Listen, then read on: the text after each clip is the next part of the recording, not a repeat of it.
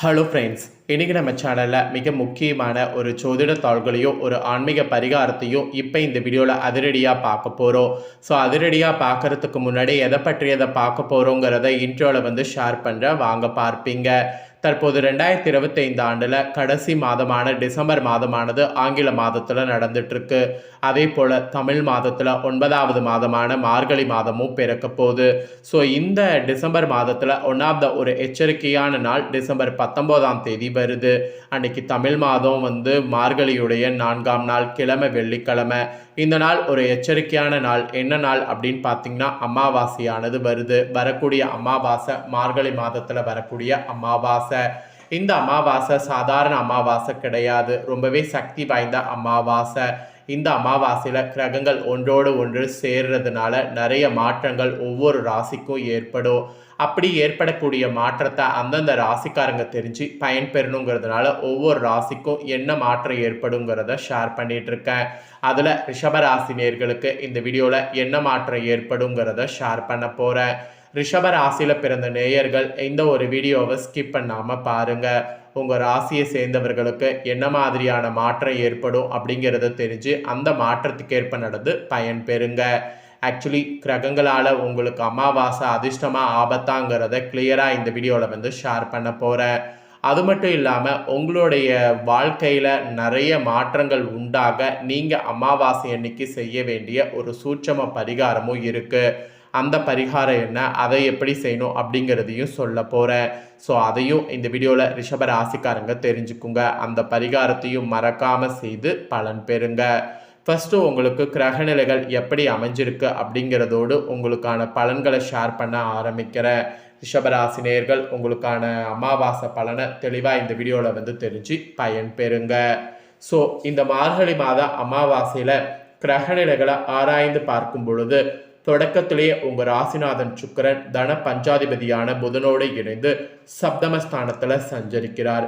இந்த காரணத்தினால் யோகமான நேரமாக உருவாகி பொருளாதார நிலை இந்த அமாவாசையில் உயரப்போகுது. புனித பயணங்கள் நீங்கள் செய்வது அதிகரிக்கும். குடும்பத்தில் முன்னேற்றங்கள் கூடும். கொடுத்த வாக்கை காப்பாற்றுவதற்கு வாய்ப்புகள் உங்களுக்கு கிடைக்கும்.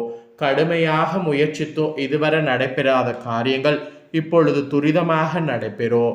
விலகி சென்ற சொந்தங்கள் விரும்பி உங்ககிட்ட இணைவாங்க.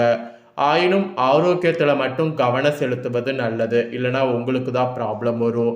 ஸோ இதுதான் உங்களுக்கான பலன் என்பது குறிப்பிடப்பட்டிருக்கு. இதற்கேற்ப நடந்து பலன் பெறுங்க.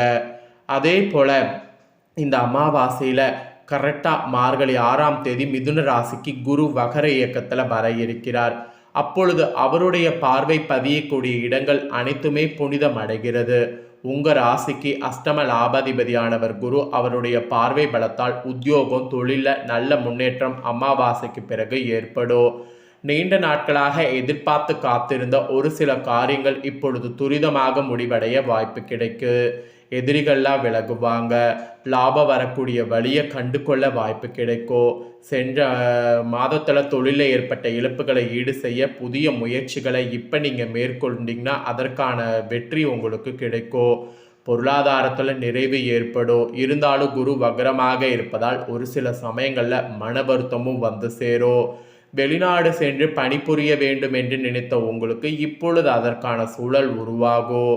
வாடகை கட்டிடத்தில் நடைபெற்ற தொழிலை சொந்த கட்டிடத்திற்கு மாற்றக்கூடிய முயற்சி செய்தாலும் கைகூடும். வாடிக்கையாளர்களுடைய எண்ணிக்கை அதிகரிக்கும். உத்தியோகத்தில் உள்ளவர்களுக்கு மேல் அதிகாரிகள் சில நுணுக்கங்களை கற்றுக் கொடுப்பாங்க. இந்த மாதிரியான அதிசயம் இந்த கிரக சேர்க்கையினால உங்களுக்கு ஏற்படும். இதை தொடர்ந்து மார்கழி 7ஆம் தேதி அமாவாசைக்கு பிறகு தனுசு ராசிக்கு சுக்கிரன் செல்றாரு. உங்கள் ராசிக்கு அதிபதியாகவும் 6வது இடத்துக்கு அதிபதியாகவும் விளங்குபவர் சுக்கிரன். அவர் அஷ்டமத்தில் சஞ்சரிப்பது அற்புதமான நேரமாகும். மெயினாக பார்த்தீங்கன்னு வச்சுக்கோங்களேன், எதிர்பாராத திருப்பங்கள் பலவும் ஏற்படும். இடமாற்றம், வீடு மாற்றம் இனிமே தரக்கூடிய விதம் அமையும். உத்தியோகத்தில் கூட கூடுதல் உயர்வு கிடைத்து சம்பள உயர்வு எதிர்பார்த்தபடி அமையும். எந்த காரியத்தை முயற்சித்தாலும் அதில் உடனடியாக முடிவடையக்கூடிய நேரமாக உங்களுக்கு அமையும். ஸோ தனுசில் சுக்கிரன் வர்றதுனால இந்த பலன் கிடைத்தே தீரும். இதை தொடர்ந்து ஃபைனலாக அமாவாசைக்கு பிறகு மார்கழியிலேயே கரெக்டாக மகர ராசிக்கு செவ்வாய் செல்ல இருக்கிறாரு. அங்கு உச்சமும் பெறாரு. ஸோ விரயாதிபதி உச்சம் பெறுவதால் இந்த அமாவாசைக்கு பிறகு உங்கள் நேரத்தில் விரயங்கள் அதிகரிக்கும். வீண் விரயங்கள்லேருந்து விடுபட சுப விரயங்களாக மாற்றுவது உங்கள் கையில் தான் இருக்குது. பிள்ளைகளுடைய திருமணத்தை முன்னிட்டு சீர்வரிசை பொருட்களை வாங்குவதில் கவனம் செலுத்தணும். கட்டிய வீட்டை பழுது பார்க்கக்கூடிய யோகம் உண்டாகும். வீட்டுக்கு தேவையான விலை உயர்ந்த பொருட்களை வாங்க முயற்சி கைகூடும். பொது வாழ்வில் இருக்கிறவங்களுக்கு பொறுப்புகளில் மாற்றம் ஏற்படும். வியாபாரம் மற்றும் தொழில் செய்பவர்களுக்கு அதை விரிவு செய்யக்கூடிய முயற்சி வெற்றி பெறும். உத்தியோகத்தில் உள்ளவர்களுக்கு பணி சுமை அதிகரிக்கும். கலைஞர்களுக்கு கௌரவம் உயரும். மாணவ மாணவிகள் கூடுதல் நேரம் ஒதுக்கி பாடங்களை படித்து முடிப்பது உத்தமம். பெண்களுக்கு பணவரவு திருப்தி தரும். சுப செய்திகள் வந்து சேரும். ஸோ இந்த மாதிரி தான் உங்களுக்கு பலன்கள் கிடைக்கும் என்பது குறிப்பிடப்பட்டிருக்கு. ஸோ உங்களுக்கு குறிப்பிடப்பட்ட பலனை தெளிவாக இந்த வீடியோவில் ஷேர் பண்ணிட்டேன். ஷேர் பண்ணதை நீங்கள் தெரிஞ்சிருப்பீங்க. தெரிஞ்சதுக்கேற்ப நடந்து பயன் பெறுங்க. இப்போ உங்கள் ராசிக்கு இந்த மார்கழி அமாவாசையில் என்ன செய்தால் நன்மைகள் பெற முடியும் அப்படிங்கிற ஆன்மீக ரீதியான தாள்களையும் ஷேர் பண்ண போகிறேன். ஸோ என்ன செய்தால் நன்மைகள் பெறலாம் அப்படிங்கிறத இந்த வீடியோவில் தெரிஞ்சு அதை செய்து பலன் பெறுங்க. சரி வாங்க அது என்ன செய்யணுங்கிறத பார்க்கலாம். 12 மாதங்கள் கொண்ட தமிழ் வருடத்தில் சூரியன் தாட்சாயணம் எனப்படக்கூடிய தென் திசையில் சஞ்சரிக்கக்கூடிய இறுதியான மாதம் மார்கழி மாதமாகும். மார்கழி மாதம் என்பது சிவ மற்றும் விஷ்ணு வழிபாட்டுக்கு பேரூர் மாதமாக இருக்குது. இந்த மாதத்தில் வரக்கூடிய அனைத்து தினங்கள் திதிகள் ஆன்மீக முக்கியத்துவம் கொண்டவையாகும். அதில் இந்த மாதத்தில் வரக்கூடிய பௌர்ணமி மற்றும் அமாவாசை தினங்கள் முக்கியத்துவம் வாய்ந்ததாக இருக்குது. அந்த வகையில் மார்கழி மாத அமாவாசை தினத்துடைய சிறப்புகளையும் நீங்கள் பண்ண வேண்டிய பரிகாரங்களையும் தெரிந்து இதை கண்டிப்பாக பண்ணுங்க. மார்கழி மாதத்தில் வரக்கூடிய அமாவாசை தினம் மற்ற மாதங்களில் வரக்கூடிய அமாவாசை தினங்கள் போன்றே முக்கியமான திதி தினமாகும். இம்மாதத்தில் வரக்கூடிய அமாவாசை தினத்தில் முன்னோர்கள் வழிபாட்டை மேற்கொள்வது மிகவும் நன்மை என்று சொல்லப்படுது.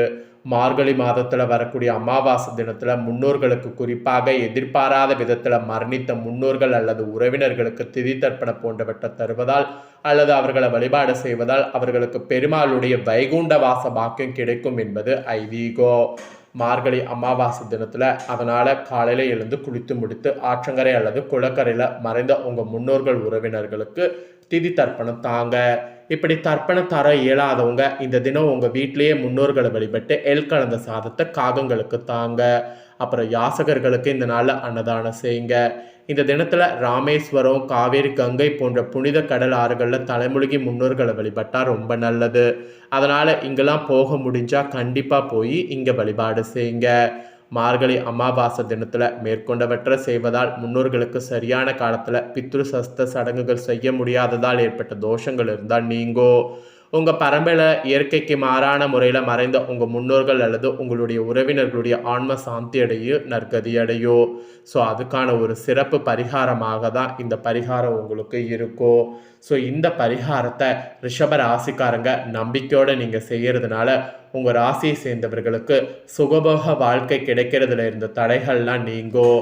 அதிர்ஷ்ட காற்று உங்கள் பக்கம் வீசும். நேரத்திற்கு சாப்பாடு, நேரத்திற்கு நல்ல தூக்கம், எங்கு சென்றாலும் மதிப்பு மரியாதை மனதிற்கு நிறைவாக நடக்கும். இறைவனுக்கு நன்றி சொல்கிற மாதிரி முன்னோர்களுக்கு நன்றி சொன்னீங்கன்னா தன்னகத்தோடு இருந்தால் எல்லா நிலையுமே உங்களுக்கு சாதகமாக இருக்கும்.